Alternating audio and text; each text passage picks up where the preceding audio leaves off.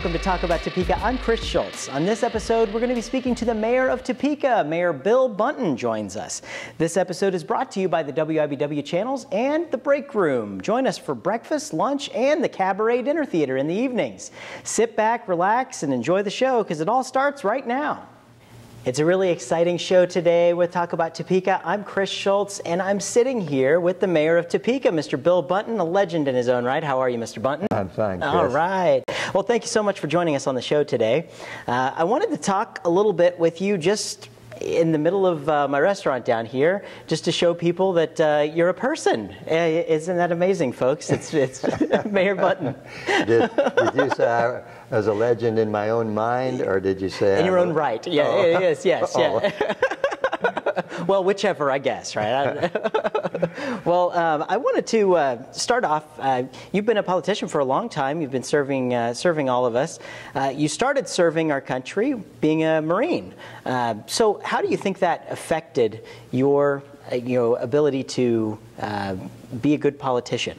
Well, it's a good question. I'm not sure, Chris, that it affected it in any significant way.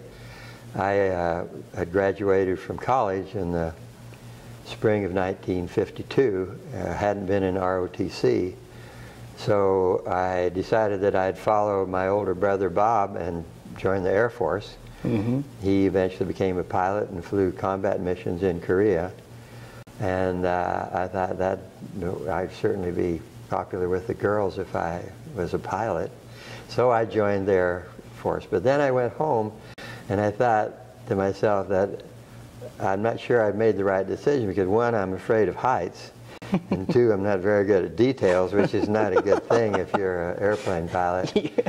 So I went back and talked to the recruiting sergeant, and he agreed with me and let me out. And I went down the hall and joined the Marines. Mm-hmm. And the Marine way is that you forget everything you learned before and start from scratch, and you do it the Marine Corps way. That had, for someone coming out of college that never had any particular discipline, why, it was a real severe lesson, a good lesson to learn how to be self-sufficient, take care of yourself, follow orders, and be dependable. And the war was over. We ran patrols trying to get line crossers and things like that. But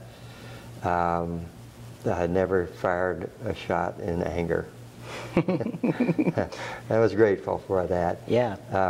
All of these experiences in sports and in the Marine Corps and in the legislature tend to, if you pay attention, tend to mold what kind of a person you are. My interest in running for the state legislature in 1962 was largely because I was young and thought that we were overtaxed and had too much government, and I was going to fix that. Yeah. And I didn't, gratefully. Well, yeah. Most of it's easy to criticize government, but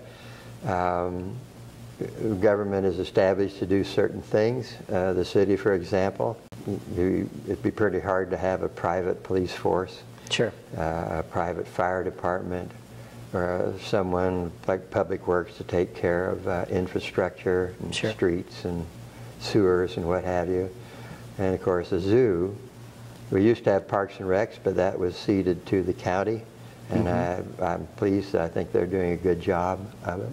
All of the experience that I had that led me to get into politics were positive. I wouldn't trade a day of it, but you always walk away from politics feeling that you didn't accomplish very much. Well, and you've been involved in politics since '62. What do you think in that time are the things that you're most proud of that you've been able to accomplish, or that there are some of the pieces of legislation in your time in the House and the Senate? Well, the big things that the state government does is provide a highway system, provide an educational system, a prison system, a social welfare system, and things of that are big in nature. And we're here long before I started in the legislature. Some of the things that we did, that did happen, that if, for example, in the area of education, we started funding the community college system. We brought in Wichita State into the state system. Washburn now receives significant state aid. We put in a great deal of money. About half of all of the general fund dollars at the state level go to education. That's the big one. And but there are things that are going to have to be done, including at some point in time increase prison space. I'm a hardliner on capital punishment. I think premeditated murder should be on the books. I can't help but think that at some point someone with a gun is going to be looking at someone with the idea that they were going to shoot them, but don't, because that possibility is on the books. Sure. Yeah, absolutely. You got to teach. You have to rule with a strong fist. Yeah. You know, one of the things that I think is that I'm most proud of that in looking over some of the things that you'd done. But in 2005, there was the Snowball Act. It was a little girl that had sent you a letter and asked you about why the city of Topeka wouldn't allow them to throw snowballs, and you wrote her back, and you said, I would go outside, throw a snowball, and go to the police station and report myself, and throw myself on the mercy of the court. I mean, tell us a little bit about how that went. Well, I got a letter from a young lady. I think she was in maybe grade school or high school.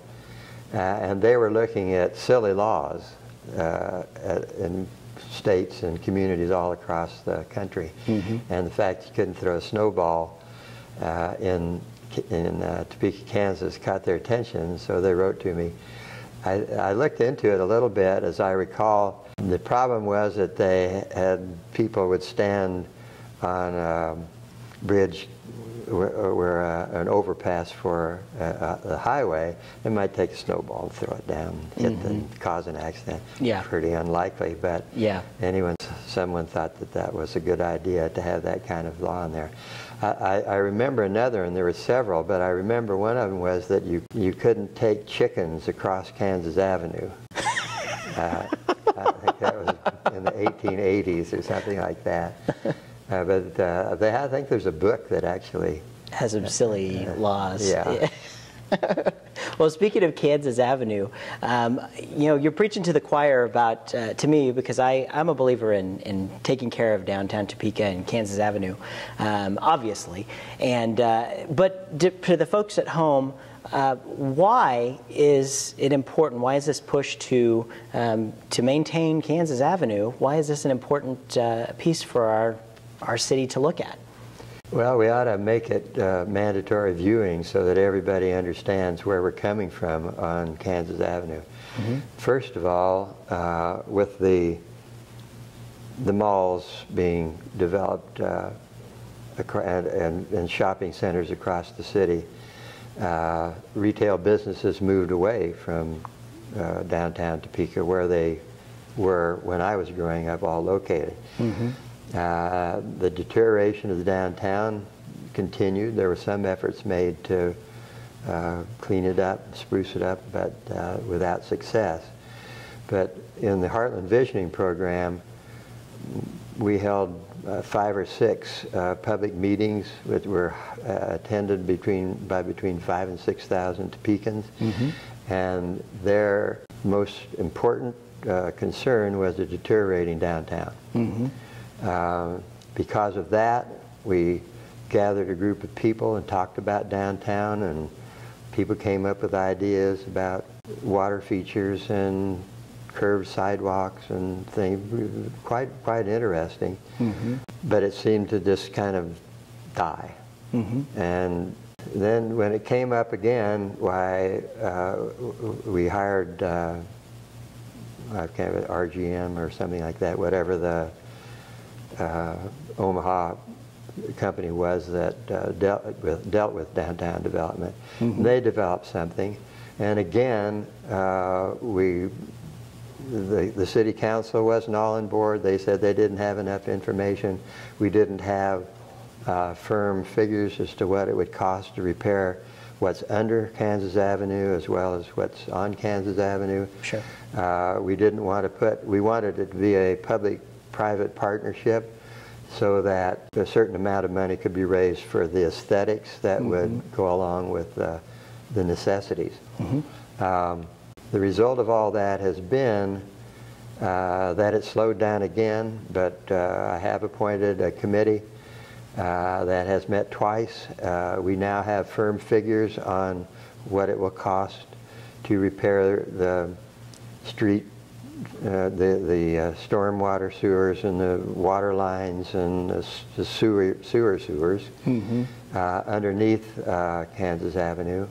There also are gas lines and electrical lines, and they will be improved by the companies that own them. But we expect to have now within 30 days a plan that will show exactly what the proposal would be so that people can look at it and see. And we'll also have an estimate of the cost of the 3 phases under the avenue, on the avenue, the aesthetics. It's estimated that it'll cost about $6 million to do 6th Street to 10th Street.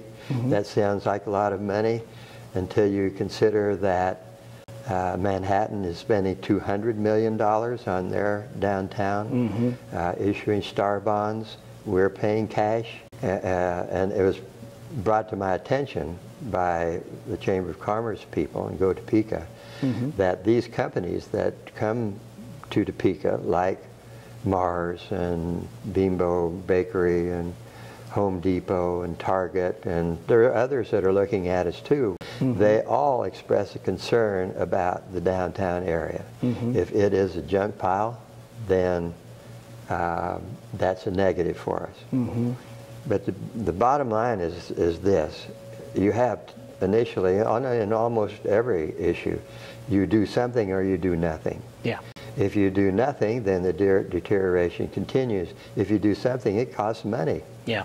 We have a budget in our city of $250 million a year.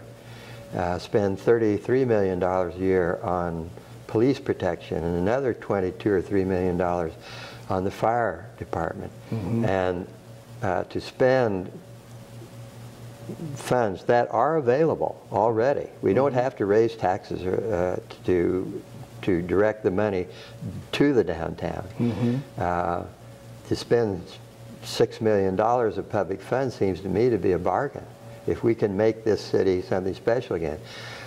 And of course, we have been traveling over the 7.5 years that I've served as mayor.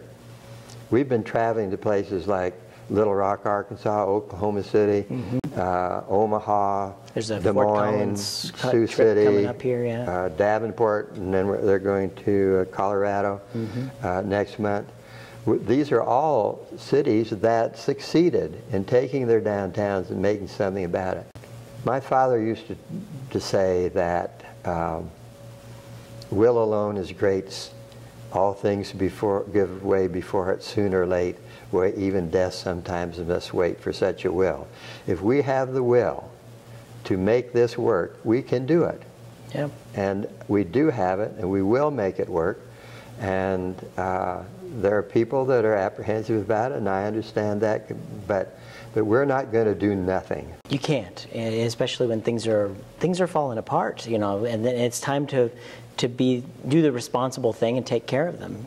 You know, you see a lot of things. You know, the Capitol Federal building that's just gotten its rehab. I mean, it's really a spectacular accomplishment that they've done down there.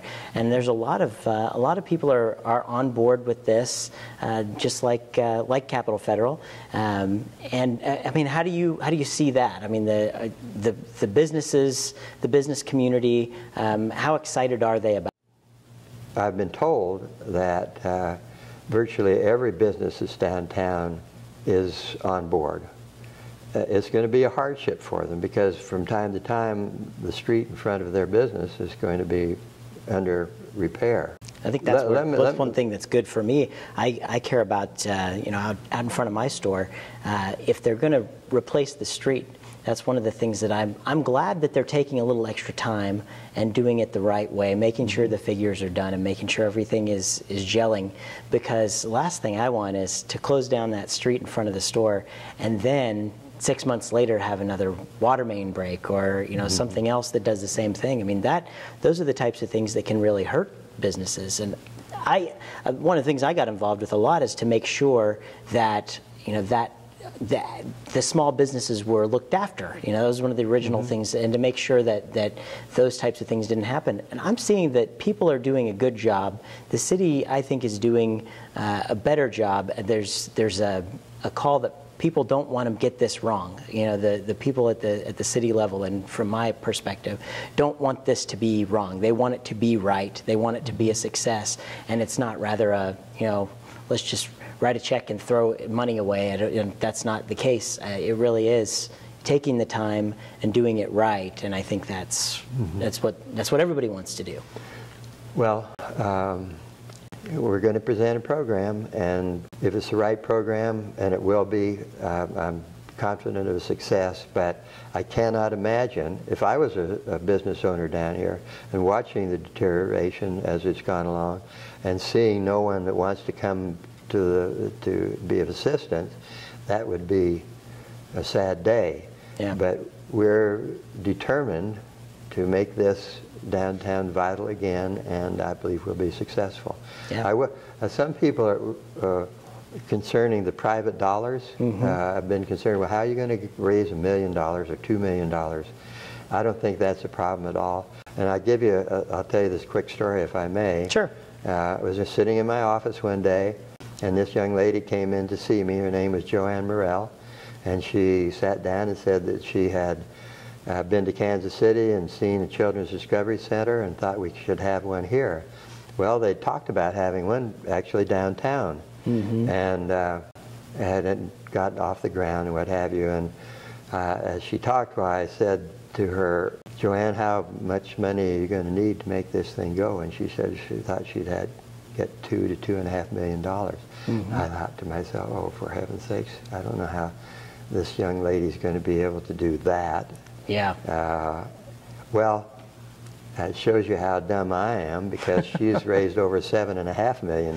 It's doing incredible work out there. It is an absolutely remarkable place out there, and visitors are coming. I was out there last summer. The 10,000th visitor came. It was a little boy. He was about 7 years old from New York City. Yeah. Back here visiting their parents. And just recently, all 50 states have been there, which shows that people visit Topeka. You know, they do visit Topeka. The state Capitol building is almost done, and that's going to be a draw for downtown. Plus, there's a visitor center that they have appropriated the final dollars for, and we can, well, if we can do that, well, I think that'll be a real positive for our downtown. And I hope I can live long enough to see the day when you can have an Easter parade on Kansas Avenue. I think there are going to be a lot more things happening with downtown. I mean, Vince Fry with DTI is doing a wonderful job. I'm so glad to see him at the helm down here. You see him walking in the store. He's on the beat and making things happen. So we've got a strong core of people who are really dedicated to making something great happen in Topeka. The committee that I have, which includes Vince Fry and includes John Dicus and Mark Ruel, who is head of Westar, and others, have Jerry Farley, president of Washburn University. Those people aren't used to failing. You're right. Yeah. And they will give us the leadership that we need to make our downtown once again vital and something special. Yeah. And if I may just close this subject, that Sure. I've said this many times, that Topeka is capital of a great state. And we do ourselves no favor by letting our downtown deteriorate with empty buildings and deteriorating infrastructure. And we have to be. You might notice I'm committed to this. Yes, and I'm glad you're committed to it. You know, because we really do. You know, I believe downtown's the heart of the city. You know, you have to follow the money. That downtown is where the money. You know, a lot of businesses originate here, and that's what pumps the lifeblood out to the rest of the city. And a strong heart is going to build a strong city, and that's my thought on downtown and why it's important. So I want to ask you just a couple more questions on a different note about politics. If you're in politics, you know, one of the things you don't really think about is that people don't know you, but yet half of them like you and half of them hate you. How do you kind of acclimate yourself to that, knowing that people who don't know you may completely despise you, or people who don't know you may just think you're the greatest thing ever? Well, I think you're wrong, Chris, in saying that half despise you and half they got like to push a little different margin. Because yes. the truth of the matter is, for most of us, they don't even know I'm mayor.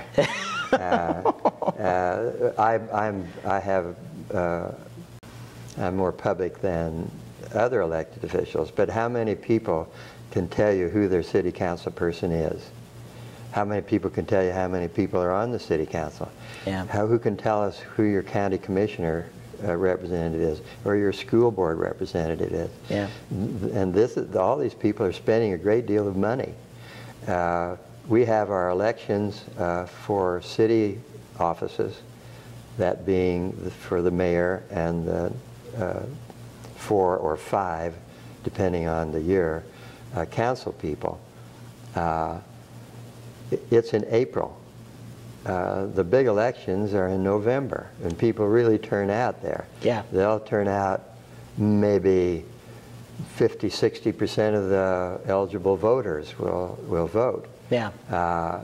In the city elections in the spring, when you elect school board members as well as council members and the mayor and some other minor offices as well, you get about 13, maybe 15% of the elected voters will come out and vote. Yeah, that's. And so I don't know that hate is the right word. I think maybe they hate some of the things that I say or do. I'm about as public as I can get. I spend 45 to 50 hours a week, including weekends and early morning meetings and council meetings in the evening and what have you. Mm-hmm. I personally find them kind of boring, but you sit through a lot of them. That's true. So, you know, if I were to ask you what one of the things, probably the single most thing that makes you proud to be the mayor of Topeka, what is that? What would that be with our city? As mayor, why, I'm all over the city. In fact, I spend most of the time in the center of the city and in the eastern and northeastern parts of the city, mm-hmm. and meet some absolutely remarkable people. Yeah. Joanne is one of them. Yeah. And Barry Feeker is another. Yeah. The rescue mission. And list a whole group of people working in neighborhoods, trying to make their neighborhoods a little bit better, a little safer. Mm-hmm. And those people, nobody knows who they are except their neighbors. Yeah. And that's really uplifting. Yeah. There's a lot of people that love Topeka, and rightfully so, I'll tell you that. Well, we've run out of time here for our interview, and I thank you so much for coming with us, but unfortunately it's time for the lightning round here. The notorious lightning round. That's where I put 60 seconds on the clock, and I ask you a bunch of silly questions, and you throw out the answers that pops your head first here. All right, you ready? And go. What's your favorite thing to do on a Friday night in Topeka? I like to go out to dinner and have a drink and talk with my wife and with friends, and I look forward to it every Friday night. Excellent. Let's see. If you were a salad, what kind of dressing would you have? Ranch. All right. All-American ranch. What's your favorite hobby? I don't have a lot of hobbies. I like to play golf, but I can only explain my game by using the word pitiful. But it gives you a lot of exercise. I like to work in my yard. Yeah, yeah. Very good, very good. And I like to spend time with my grandchildren. Very good. All right, let's see. In your opinion, what was the greatest movie ever made? All Quiet on the Western Front. Oh, very good, very Won good. the Academy Award in 1930. And on the topics of movies, if Hollywood made a movie about your life, who would you want to play as the leading role? Oh, my. I wouldn't want to wish that on anybody, Chris. Well, Mayor Bunten, our time is up for the lightning round. Our time is up for the interview. I thank you so much for coming and talking to us. And please come back and keep us updated again and be on the show. If you ask me, I'll be here. Absolutely. Thank you, Chris. Thank you.